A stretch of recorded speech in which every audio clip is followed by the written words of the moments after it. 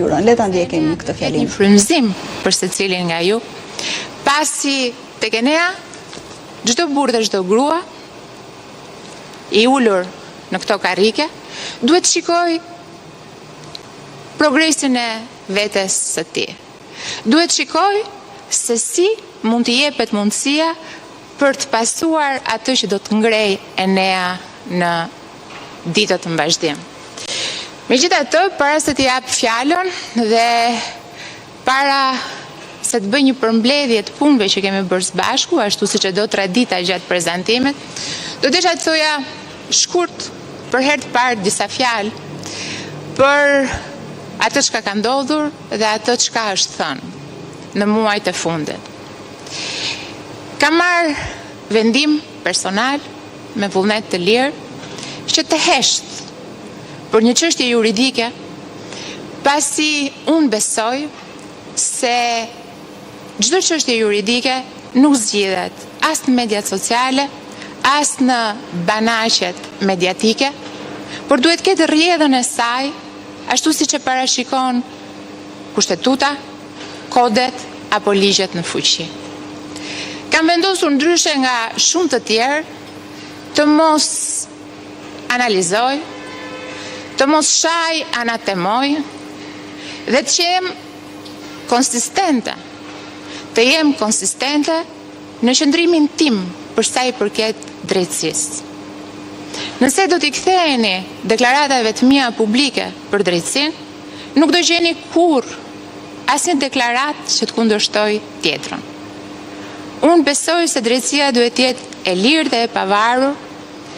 Unë besoj se drejtësia e re si produkt i reformës në drejtësi, si produkt i vizionit të Edi Ramës dhe të Partisë Socialiste, si produkt i një Shqipërie europiane, duhet të vazhdoj të jetë frymëzimi i këtij vendi, pasi ajo reform u krye për t'i kthyer besimin qytetarëve tek një drejtësi e drejtë dhe e pavarur.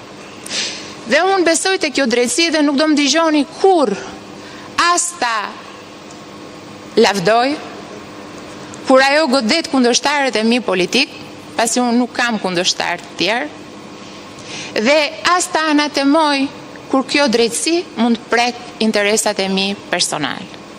Nuk do më dëgjoni kurrë që të përmend prokurorë e gjyqtar, pasi unë besoj që ata duhet bëjnë detyrën e tyre ashtu siç e kam bërë dhe unë. Dhe secili duhet jetë i lirë për të vendosur dhe për të gjykuar pa qenë indikuar nga gjyqjet publike, nga gjysmëvërtetat, nga të pavërtetat apo nga gënjeshtrat.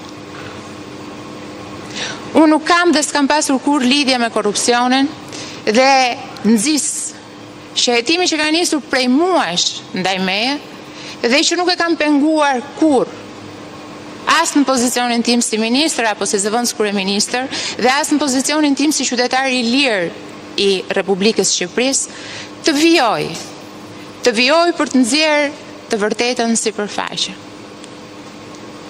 Unë nuk kam as 300, as 30 dhe as 3 apartamente. Nuk kam as 1, as 2 jate. Nuk kam as limuzina, as helikopter dhe as avion. Por të gjitha këto janë pjesë e një gjyqi publik i cili fatkeqësisht bëhet me lehtësinë më të madhe në këtë vend, por për të thënë të drejtën, unë jam rritur